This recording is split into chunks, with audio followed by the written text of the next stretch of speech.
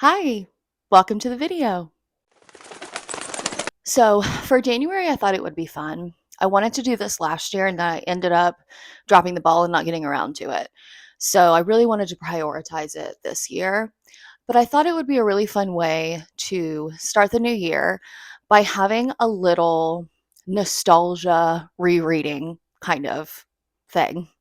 So, what my idea is to reread some of my favorite children's books, kids' books, books that I liked reading a lot as a kid. And when I mean reading a lot, like read over and over and over again. These books I haven't picked up in years, like 20 years minimum. So I'm curious to see when I want to reread them, just to see like, does it hit the same way? Is it as fun to read now as it was then? And do the books still hold up? Like, would I still recommend them? Obviously, I'm not going to like them now as much as I did when I was a kid, and I wouldn't expect to, and I wouldn't want to. But are these books something that I would recommend that my friends' kids read? Do they still like make me feel the things that they did when I was a kid? So I'm going to read 5 books in this video. A couple of them I own from when I was a kid. A couple of them I'm going to get from the library. So the first one I'm going to be reading is Walk Two Moons. And this one I'm going to have to get to the library. So I'll put a picture of it here. Um, I also want to read Roll of Thunder, Hear My Cry. That one is going to have to come from the library as well. Would like to read Island of the Blue Dolphin. So this one I've already gotten from the library. And then Quest for a Maid. This is my copy. And it is obviously seen some shit. And then lastly, I want to read A Ring of Endless Light, also my copy, also battered. So really excited to get into this, see what I think, and take you guys along for the ride. So thanks for watching, and don't forget to subscribe and like this video if you would like to see more of this. Walk Two Moons is a Newbery Medal-winning novel by Sharon Creech about 13-year-old Salamanca Sal Tree Hiddle, who travels from Ohio to Idaho with her grandparents, telling them the story of her friend Phoebe Winterbottom and her mysteriously missing mother while grappling with her own mother's departure. Through this interwoven tale, Sal explores themes of love, loss, self-discovery, and cultural identity, ultimately learning to understand grief and find her own way after her mother's tragic death. Okay, so I'm about 50 pages through Walk Two Moons. And it's interesting because I obviously haven't read anything from Sharon Creech since I was a kid. So for this book, it says ages 8 through 12, FYI. Um, and the interesting thing is, this isn't the one that I read the most when I was younger. The one I read the most when I was younger is Chasing Redbird. And I'm pretty sure that that is a Sharon Creech, but I'm going to do some research and double check. But it's interesting because both of those had like pretty heavy Native American kind of themes to it. And then I looked at the author bio and it says that she lives in England. Um, and then in the summer, she stays at a cottage in New York State. So it's kind of interesting that she has so much to say about, I don't know, Native American culture when it's not hers. I don't know. I'm going to do some research and see about that. So far, it's been very nostalgic. So I flagged a few things. One interesting thing that I really remember, there's a part where she's remembering like picking blackberries with her mother. And her mother says that they don't pick from the bottom because that is for like the rabbits. They don't pick from the top because that's for the birds. They pick from the middle because that's for people. Um, and I went blackberry picking with my mother a lot when I was younger. So I like as soon as I read that part, like I remembered reading that before. And I think that's, I don't know, like kind of beautiful. Um, she's in the car with her grandparents right now and they're going to see her mother. I think it's her mother's grave, I'm pretty sure. It hasn't outright said it, but I'm like 90% sure they're going to see her mother's grave for the first time. Um, and she's like mentioning how she feels like she should hurry, hurry, hurry. Um, which I feel like that a lot too. So I remember that really resonating with me when I was a kid.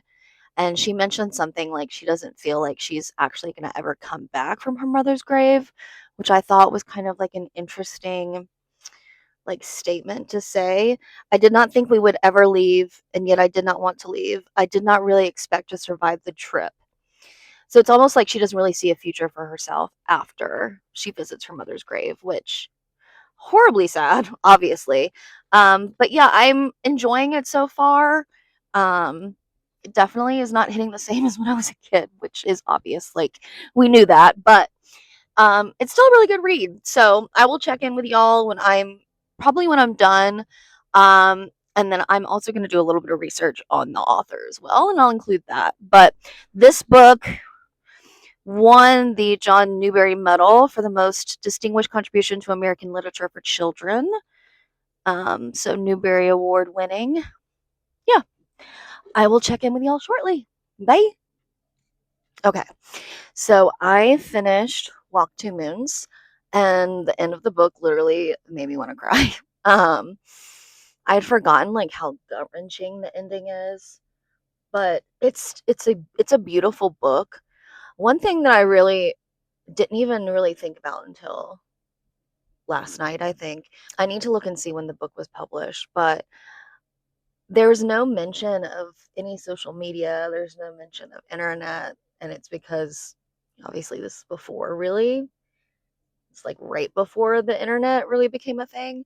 And it's just so interesting because I like it makes me wonder like if kids nowadays, well, does it resonate with kids now the same way that it did then? Like does it feel like an old book to them? Does it feel modern day? Because to me, when I read it, it still feels modern day until I actually think about the fact that, oh, yeah, well, there's no internet really because there's no internet yet. I don't know. It's crazy to think about. I wonder if kids still read this book because it's a good book. It definitely like is a good book for 8 to 12-year-olds. Ending is sad. I think it helps with empathy. So yeah, it was beautiful. I will check in with y'all. I'm gonna do a little bit of research on the author, so I will hopefully check in with y'all with that update, and then we'll move on to the next book. Okay. So I did a little bit of research on the author, and I was correct in that there is a little bit of controversy around the fact that her main character is Native American and she herself has no Native American heritage. When I looked online, it seems like she has a cousin who claims some sort of Native American like connection, but it seems to be something that's like really far back. Sorry. And it does seem to be something that a lot of people are talking about or have talked about in the past is, you know, with her, it's not that it's a bad thing to have a Native American main character, obviously. It's more the fact that she doesn't have anything to pull from. So is she just like elaborating on stereotypes? And is that healthy or is that helpful to that community? So draw your own conclusions from it as you will. Just wanted to call it out because it was something as a kid I didn't really, I guess, think about. It came out in 1994, just FYI. So I'm going to go ahead and move on to my next book, which is Roll of Thunder, Hear My Cry. One of my favorites from when I was a kid. Also a Newbery Award winner in 1977. I'll throw up on the screen like what the suggested age group is for that. But gonna go ahead, pick this guy back up. I remember it being like life changing for me as a kid. So excited to see how I feel about it now. Set in Mississippi at the height of the 1930s Depression, Roll of Thunder, Hear My Cry is the unforgettable story of one family's struggle to maintain their independence, integrity, and pride in the face of racism and social injustice. And two, it is Cassie's story. Cassie Logan, an independent girl who has grown up protected by a loving family, unaware that any white person could consider her inferior and treat her accordingly. During the events of one turbulent year, a year when the Nightmen threatened Cassie's community, Cassie and her three brothers come to see why the land means so much to their family, why having a place of their own permits the Logans the luxuries of pride and courage their sharecropper neighbors can't afford and their white neighbors can't allow. Okay, so I am about 50 pages in to Roll of Thunder, Hear My Cry, and I had forgotten how much I love this book. I love the way that it's written. When I was reading Walk Two Moons, when I was about 50 pages in, I honestly was kind of wondering to myself, like, should I finish this? Should I not? Like, I wasn't really getting into it. And I'm like, well, it's written for a child, like, of course. But, I made myself keep reading and then I eventually did get back into it. This one, though, like, it's such a good story. It's set in 1933 and follows like a family. Um, of Black kids in that time. They own their own land. So they own like 400 acres, I think, which is really rare for Mississippi in 1933 for a Black family to own land. And obviously, they're very proud of it, and it's something that's really important to them. My family is from Mississippi, so I've always felt connected to the book because of that. And I think it's also like as I'm reading it again, I think that's also part of why I've always wanted to own like a chunk of land. Because it really talks the way that they talk about their land, like, I don't know, it resonated with me as a kid, and I'm feeling it resonate with me again now.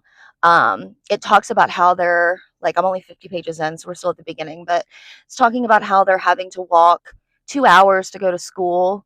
Um, there's some kids that walk 3.5 hours and like one way 3.5 hours. It's just so crazy. And then there's this one part which I'll insert like a picture of the chart, but at the beginning, the kids are given school books that are basically handed down from like the white district, and they're handed down to the Black kids once they're in very poor condition, which obviously is upsetting as a kid. And the kids in this family, like the youngest one, like gets upset about it. Um, and ends up like getting a whipping from the teacher because he gets upset about it, that it clearly says that, books in very poor condition. So here it is. And they also like the way that they address the race of the student. One, obviously, we don't use that word, but two, the fact that it's not capitalized, I also find very telling. Um, and the main character, the little girl, it's her little brother that like throws a temper tantrum at the beginning. Um, she like stands up for him and is like, "Hey, like I don't want my book either," so that she also gets a whipping. Their mother is a teacher at the school, and the teacher that like whipped them went and told their mom like what they did and how awful it was. And it was really nice because the mom, like, she didn't argue with the teacher. I think because like she's considered kind of radical in this community. Um, but she also like made it clear that she didn't agree with the teacher and like was going through her students' books and like gluing paper on top of the chart so that the kids didn't see it. Um, I really like the mom's character. The dad is here. There's some shit going down in the community. Like, um, they hear rumors of someone being burned. So there's a lot going on. I don't remember exactly what happens in the book. So I guess we'll see. I will touch base with y'all probably once I'm done since it's like a pretty short book. But yeah, really enjoying it so far. See you guys soon. Good morning. So I'm still in my pajamas. No makeup. You're welcome. I finished Roll of Thunder, Hear My Cry yesterday. And I really think, I mean, the book held up incredibly well. I think it should be required reading for every like white kid ever. The book like made me want to cry like every other page. It's so beautiful and I loved it so much. There were a few quotes that I had like written down. Also, there were sequels to the books that I definitely have read before. I'm not going to read them again right now. Um, but I remember reading them as a kid. There's also a prequel that I've never read, and it's basically about the main character, Cassie, her grandfather, and how he got the land. So I think one day I would like to read that. Maybe if I do a video like this again, I would like to read that one because I would like to hear like his story, especially because he seems like such a presence in the book itself, but we don't ever hear from him because he's past. In current day of Roll of Thunder, Hear My Cry. One of the things that the father says that really resonated with me was, I want these children to know we tried, and what we can't do now, maybe one day they will. Maybe one day whites and blacks can be real friends, but right now the country ain't built that way. The trouble is down here in Mississippi, it costs too much to find out. So I think you'd better not try. Like, oh, the book itself is just so beautiful. I love it. It holds up. I don't know if kids today are still reading it, but they should be. Um, if you're a parent, please have your kid read this book. I think it helps I think it helps build empathy. I think it's something that kids should, like I said, be required to read. Loved it.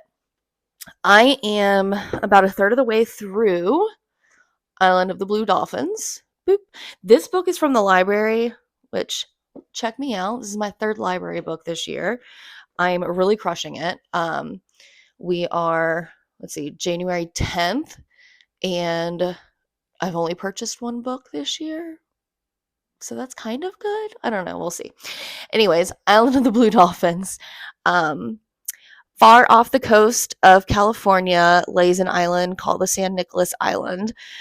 Blue dolphins rounding it, sea otters play in the kelp beds, and seabirds roost in its crags. Once, Indians also lived on the island, until one day they decided to leave and sailed to the east. A young girl was left behind. Karana is that girl. Karana is that girl. Year after year, she waits for the ship to come back, but it never does. Finally, she realizes she must make a fateful choice, follow her people on her own, or remain alone on the island for the rest of her life. It's a really short book. I think it's actually based on like a true story. I will do some research on it when I finish. I'm a third of the way through it right now.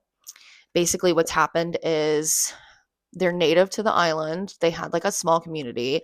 There was a massacre. They said Russians came to like harvest sea otters and their pelts, and made a deal with like the natives there, like, hey, we'll give you X, if you let us do that.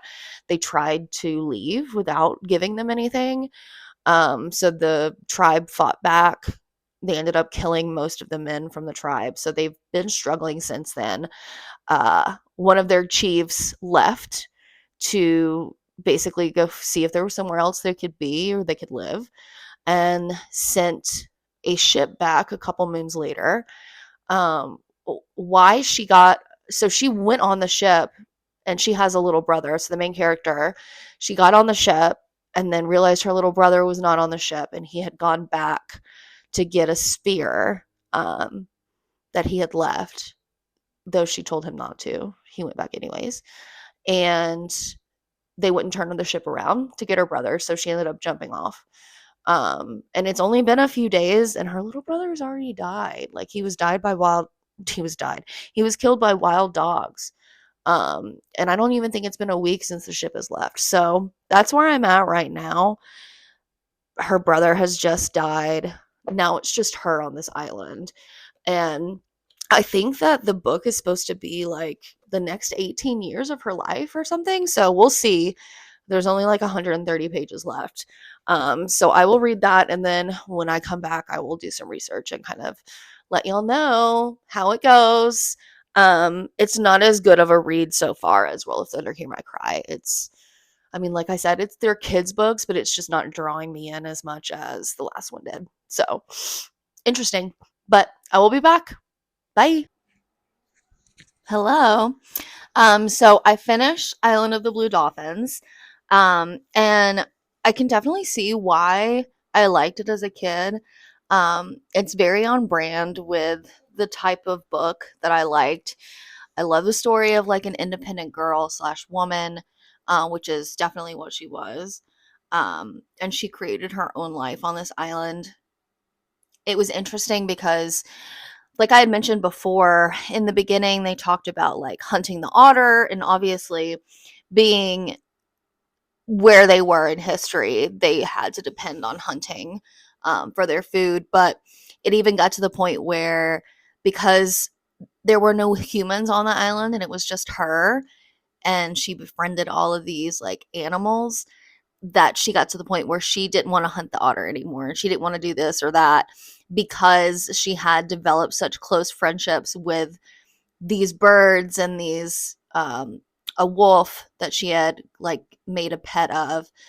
So it's really beautiful that it's like she had kind of changed when it came to that. She ended up being on the island for 18 years and then left the island. um the book itself ended when she left the island. I did a little bit of research, because I had mentioned before that it was based on like a true story, which it was. She's called the Lone Woman of San Nicolas. And basically, like, the broad strokes of the story itself are true. She was on the ship with her group originally. She ended up jumping off of the ship. There's a lot of different theories as to why she left. She ended up being alone on the island for 18 years, um, and then was rescued by a ship. This really sad part is, so she like is rescued, goes to Santa Barbara, is taken to Santa Barbara, and then dies 7 weeks after she was rescued, of dysentery. And it's almost like if she would have stayed on the island, she would have never gotten sick. So she could have lived longer. I don't know if she would have been, I don't know what choice she would have made. No one even knows her real name because no one speaks the language that she spoke. So no one could understand her when she came to Santa Barbara, which is like horrifying to think about. Like, there's this whole like culture that has been lost, and I'm sure it's happened for so many communities that no one speaks their language and it's not passed down, and there's so much that we don't know.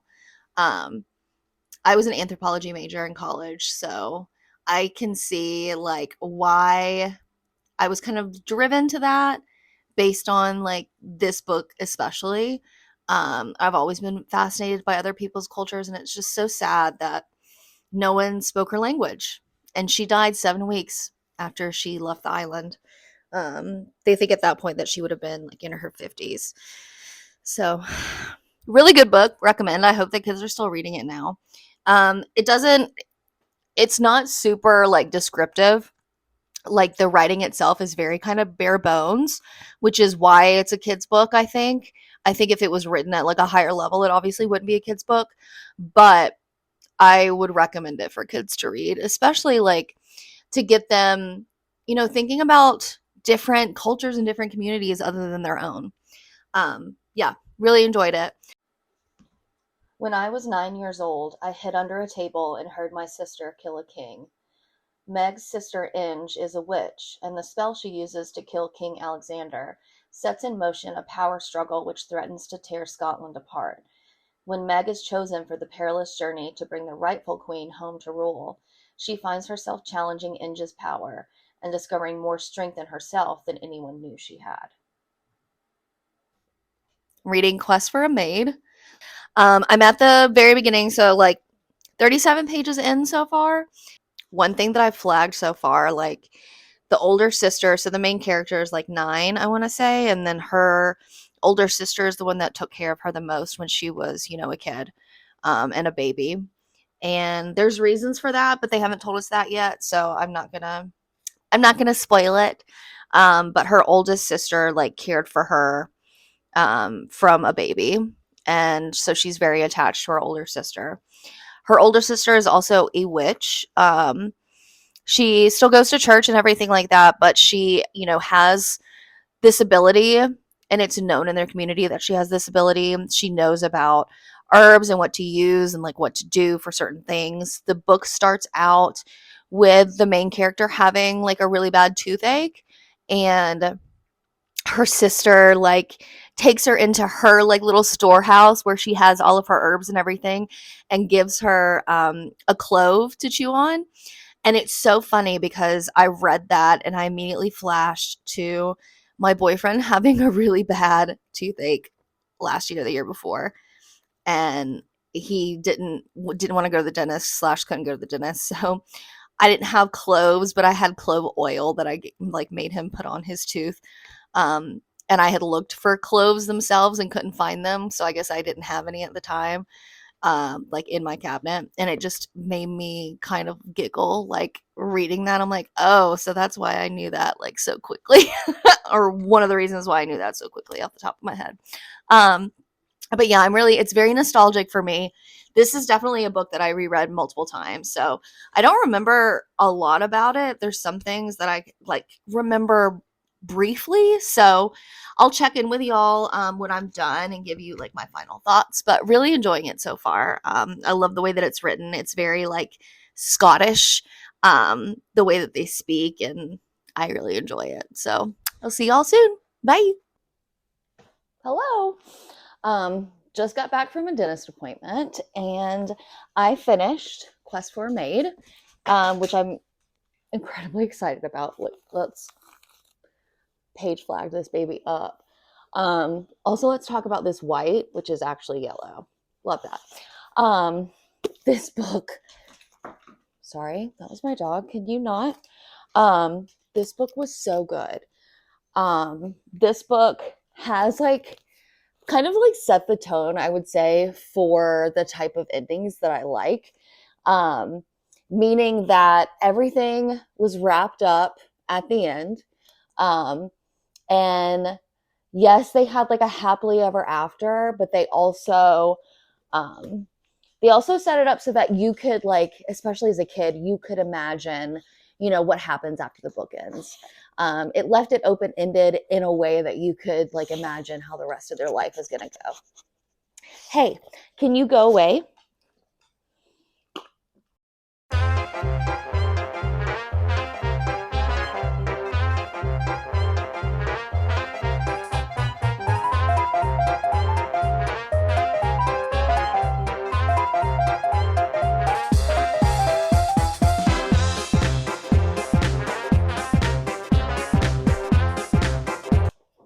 Okay, we're back. Couple things that I wrote down in the book, or from the book. I loved the writing, like I had mentioned before. I loved the language. I liked the story itself. So as she's like promised to a young boy as a child. She's like 9 or 12, somewhere around there. She ends up saving this little boy's life. Come on. All right. Here we are together. She ends up saving this little boy's life. His father is like a well-to-do merchant, I would say. Their fathers decided that they were going to get married, which I really liked the way that it was set up like that. And I liked how the main character was not royalty, but she also wasn't like a servant. So I thought that they played really well into her being kind of like middle class, if that makes sense. In the aspect that it wasn't like ridiculous for her to have conversations with servants. It was a little out of the norm for her to be having conversations with royalty, but due to the circumstances that she was put in, it happened. Moral of the story, I loved it. If you have a daughter, or I guess even a son, like, it's a really good book. I really enjoyed it. It holds up. There wasn't anything that like put me off. So really enjoyed it. I'm going to go ahead and start reading the next one, which is A Ring of Endless Light. Also, this one also has seen better days. So start this, and then I will check in with y'all shortly. Watching her grandfather's condition deteriorate as the summer passes on beautiful Seven Bay Island is almost more than Vicky Austin can bear. To complicate things, she finds herself the center of attention for three very different boys. Leo is an old friend longing for romance. Wild Zachary is sophisticated but troubled, and Adam, her older brother's friend, offers her a wonderful chance to assist in his experiments with dolphins, but treats Vicky as a young girl just when she's ready to feel grown up. Why is life so hard when you're a teenager? Vicky wonders. But this summer, she discovers that past the darkness of tragedy comes the light of joy. Okay. My microphone's dead, so hopefully this isn't too hard to hear. Also, hopefully the last clip I filmed actually worked. So I'm about 100 pages in to the book so far. It's pretty good. It reads like it's a sequel, and I don't remember it being a sequel, so I'm probably gonna look that up and see. Because it keeps referencing stuff like a sequel does. Like, you remember when this happened last year, and I'm like, no, I don't. I don't remember that. So I do want to look it up and see if it is a sequel, or maybe it's just written that way, in which case it's kind of confusing. The writing itself feels more of a kid's book than the last couple that I've read. I'm not sure why. It's almost like they've tried to simplify the language so much that it feels more childlike. The main character is 16 years old, and she's talking to 3 different guys at the same time, basically, which that's not, I mean, that's the story, but it's also, it doesn't sound like it isn't the way it sounds, I guess. I like it so far. I'm interested to know more about the characters. There's stuff that I have forgotten, obviously. It's been, I can't even remember how long since I've read this one. And she's going to meet the dolphins tomorrow, which I'm very excited about because I love the dolphins. But yeah, so far so good. I will check back in with y'all on the next when I'm done. Bye. I just looked and it's definitely a sequel. I went to like the first page, and it says other books. Meet the Austins is the first one recommended here.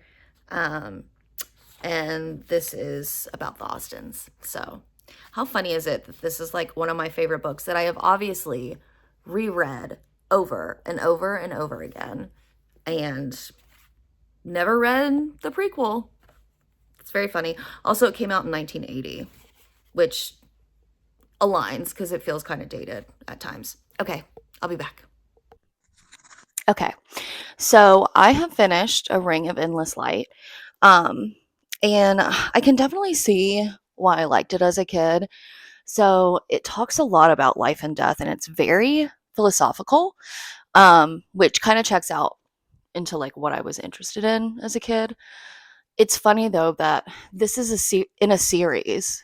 Like, there are 2 books about the main male character, and there's like 3 or 4 books about the Austen family, and I'm 95% sure this is the only one I've ever read, which is very funny. As a kid, like, that would never happen now. If I read a book and I liked it, I would go and try and read the rest of them. But as a kid, you're kind of limited to like what you have, what's available to you. Um, and so I only ever read this one. So I have no idea what happens in the other books. And I also kind of don't want to know, in the way that I don't really love her writing. It, like I had said before, it feels like it's written for a kid, which is great for a kid's book, but not something that I would want to go back and read now if it doesn't have like nostalgia value to it. It came out in 1980, so it feels very dated in the fact that one of the guys in the book is 20 years old and she's 15. So that's super gross. The main male character that she like is super interested in is in college. Again, she's 15. And it's just gross to me that like the 20-year-old guy, I remember as a kid not liking him, and now I dislike him even more. He's so toxic. Um and I understand why, like, for young girls or for girls, you always have the crush on the older guy. I wish that authors wouldn't write that though, because it's gross. Like, it's not As a 15-year-old girl, like, what is he interested in a 15-year-old girl for? It's gross. I hate it. But the thing I did really like about this book is how much it talked about death, which sounds weird, but how it talks about it in a very like philosophical way, which is how I think about death. And this book may be part of the reason why I think of it this way. It mentions like obviously there's dolphins in the book, and it mentions how dolphins have like midwives, and the female main character is, you know, kind of wondering, well, if they're there to help bring life into the world, are they there when, you know, the dolphins are leaving this world? Like, do they think about it the same way as they do about birth, which is something that I think about a lot. So yeah, overall, like I enjoyed reading this book again. Um, I don't know if I'd recommend it to like a young kid nowadays. I feel like it is more dated now, but TBD. I don't know. All right, everyone. Thanks so much for watching. Let me know what your thoughts are below. Let me know if this is something that you enjoy watching and if you'd like me to see another video. There's still plenty of kids' books that I read when I was younger that I could reread again. Let me know if you read these books, what your thoughts were about them. And let me know if there's any books that you would recommend me reread just to see how I would react to it now. Thanks so much for watching the video. Don't forget to subscribe and hit that little bell if you would like to be notified anytime I post a new video. Thanks so much, and I will see you guys soon. Bye.